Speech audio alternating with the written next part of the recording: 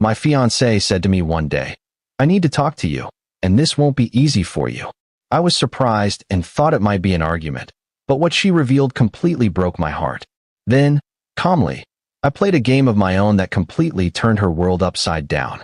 I'm 30 years old, and up until 3 months ago, I thought I had my life figured out. I'd been with my fiancée, let's call her Amanda, for 4 years. We met at a mutual friend's barbecue, hit it off immediately over terrible jokes and cheap beer, and within 6 months we were inseparable. She was funny, ambitious, beautiful, everything I thought I wanted. We got engaged last New Year's Eve at midnight, surrounded by friends, champagne, the whole deal. I went down on one knee in front of everyone, and she said yes while crying happy tears. The wedding was set for October, and we'd already booked the venue and sent save the dates. Life felt perfect. We had our routines, Sunday morning pancakes, Thursday date nights, inside jokes that made us laugh until we couldn't breathe. I thought we were solid. I thought we were building something real. It was a Tuesday evening when everything fell apart. I remember because I'd just gotten home from the gym around 6, still in my workout clothes, scrolling through my phone on the couch. Amanda came home earlier than usual, around 6:30. She usually worked until 7 or 8, so seeing her walk through the door that early caught me off guard. She had this look on her face, pale, nervous, like she was about to throw up.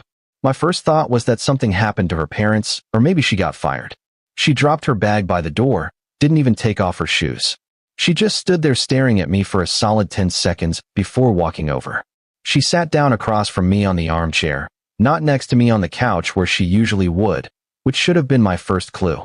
"I need to talk to you," she said, her voice barely above a whisper. "And this won't be easy for you." My stomach dropped. "Okay, what's going on? Are you all right?" She took a deep breath, and I watched her hands shake as she gripped the arms of the chair. "I've been seeing someone else." The room just stopped. I heard the words, but they didn't connect right away, like my brain refused to process what she'd just said. I stared at her, waiting for some kind of clarification that would make it not what it sounded like. "You've been what?" I finally said. "I've been having an affair. For about 7 months now." Her voice cracked, and tears started streaming down her face. "I'm so sorry. I never meant for it to happen, but I fell in love with him." 7 months. That meant it started back in April, right around her birthday. I'd thrown her a surprise party at our apartment. Her whole family came, her parents, her sister, her cousins. I'd spent weeks planning it, coordinating with everyone, making sure it was perfect.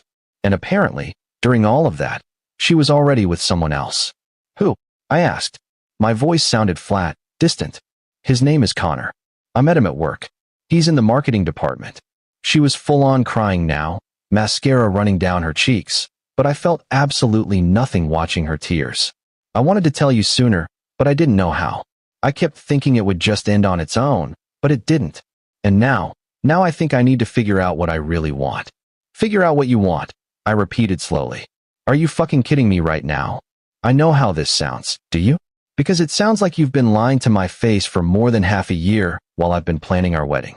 It sounds like every time you said you loved me, every time we talked about buying a house or having kids, you were thinking about someone else. She flinched. "It's not like that. I do love you. I'm just confused." "You're confused." I laughed, but it came out bitter and hollow. "So what do you want from me right now? Permission? Forgiveness? What?" "I don't know," she whispered. "I just thought you deserved to know the truth." I stood up, my whole body shaking. "Get out." "What?" "Get the fuck out of my apartment. Right now.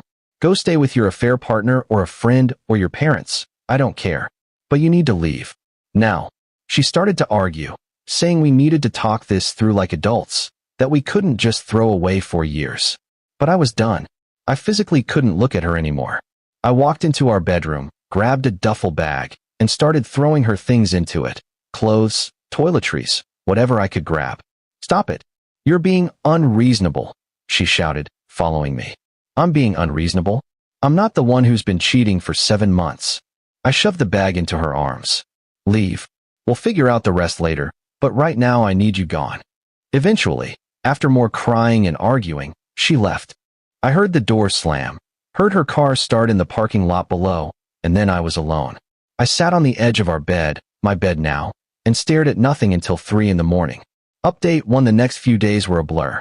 I called in sick to work Wednesday and Thursday, told my boss I had food poisoning. I couldn't eat, couldn't sleep more than an hour or two at a time. Every time I closed my eyes, I saw her face, heard her saying she'd fallen in love with someone else.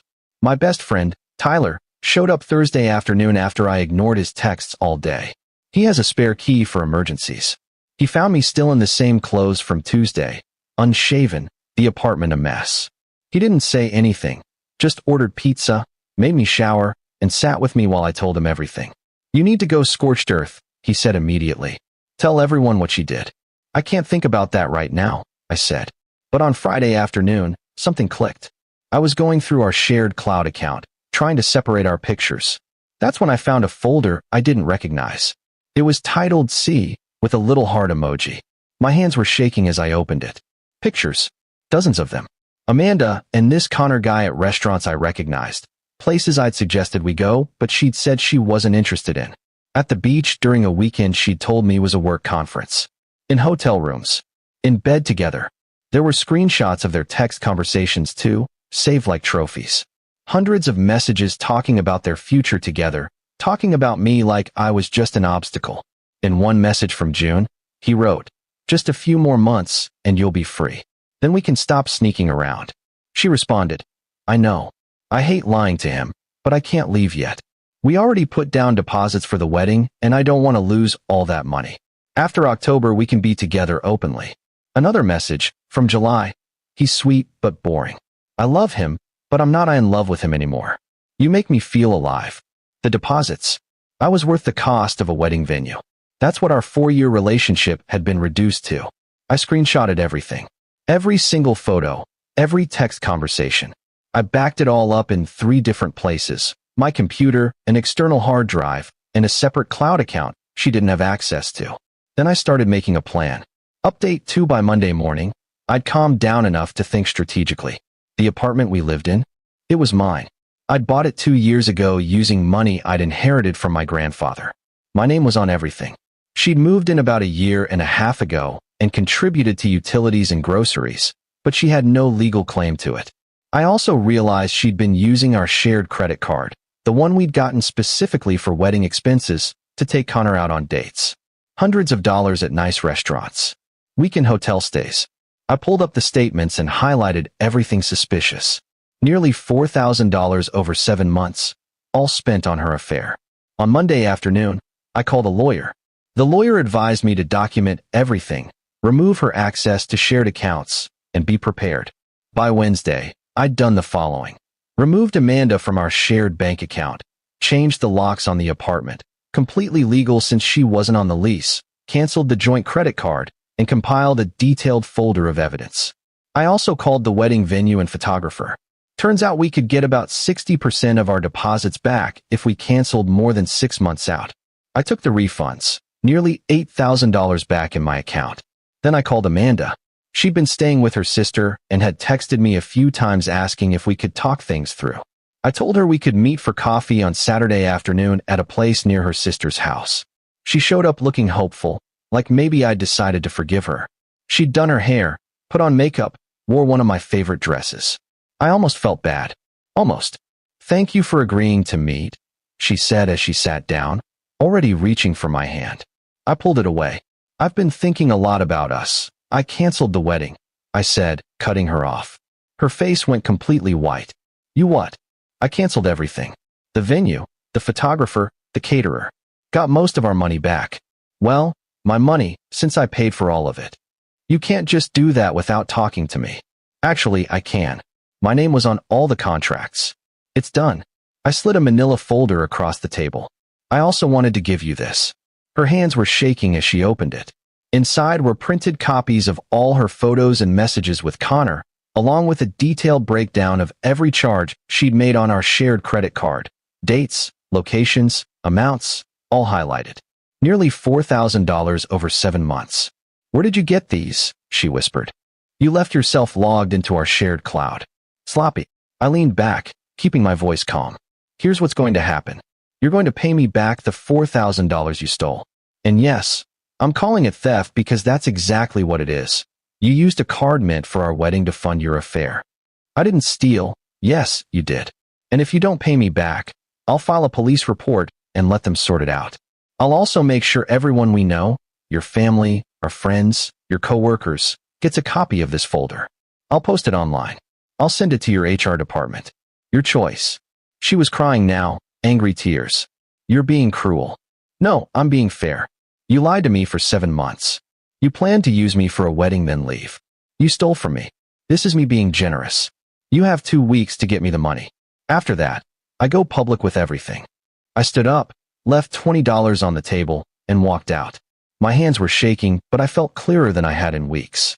Update 3: Amanda's sister called me 2 days later, absolutely furious, screaming about how I was ruining Amanda's life and how I should be more understanding. I let her finish, then said calmly, 7 months of calculated lying isn't a mistake, it's a choice. Then I hung up and blocked her number. Amanda ended up paying me back in full within 10 days. The money appeared in 2 payments, $2,500, then $1,500. I think Connor helped her, which is almost funny. She also sent me a long email apologizing and asking if we could ever be friends someday. I didn't respond. But the real kicker came about 3 weeks later. I got a message on social media from a woman I didn't know. Her name was Lauren, and her message said, "I think we need to talk about Connor Mitchell and Amanda." I called her immediately. Turns out, Connor was married. Had been for 6 years. He and Lauren had 2 kids, a 4-year-old and a 2-year-old. Amanda had no idea. Connor had told her he was divorced, that his ex-wife was crazy. All lies. Lauren found out about the affair when Connor's behavior got sloppy, and she checked his phone. She found Amanda's contact info and reached out to me after putting 2 and 2 together through social media. We met for coffee, compared notes, and laughed in that bitter way people do when they realize they've both been played. Lauren was filing for divorce and going for full custody. She asked if she could use my evidence folder in her custody case. I said absolutely and sent her everything. I also forwarded Lauren's contact information to Amanda with a simple message. "Thought you should know who you fell in love with. He's married with 2 kids. She never responded. Final update: it's been 3 months now since everything exploded. Amanda moved out of state to stay with family. I heard through mutual friends that things ended catastrophically with Connor once she found out he was married. Apparently, she confronted him at his office and made a massive scene. He got fired 3 days later. His wife took him to the cleaners in the divorce, full custody, child support, alimony, the works. As for me, I'm doing better than I thought I would. The first month was hell, not going to lie. But somewhere around week 6, I woke up and realized I felt lighter. The apartment was quieter, sure, but it was mine. I didn't have to wonder if I was being lied to. I didn't have to perform or compete for someone's attention.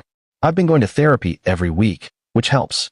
I've been hitting the gym 5 days a week, reconnected with friends I'd lost touch with, and even went on a couple of dates last month. Nothing serious, just testing the waters. It felt weird, but not bad. The wedding would have been last weekend. Instead, I went hiking with some friends and didn't think about Amanda once until someone mentioned it later. That felt like progress. I don't know if I believe in closure, but I think I'm getting close to something like acceptance. I got played, I got hurt, but I survived. Some days are harder than others, but I'm not the guy sitting on his couch in shock anymore. I'm building something new, and it's all mine. Edit. A lot of people have been asking if I ever heard from Amanda again. She tried to reach out once about 2 months ago through a mutual friend, asking if I'd be willing to talk. I declined. There's nothing she could say that would change anything. Edit 2. For everyone asking about Connor. Yes, he really did get fired. The scene Amanda made brought attention to the fact that he'd been using company time for personal stuff. The company decided he was more trouble than he was worth.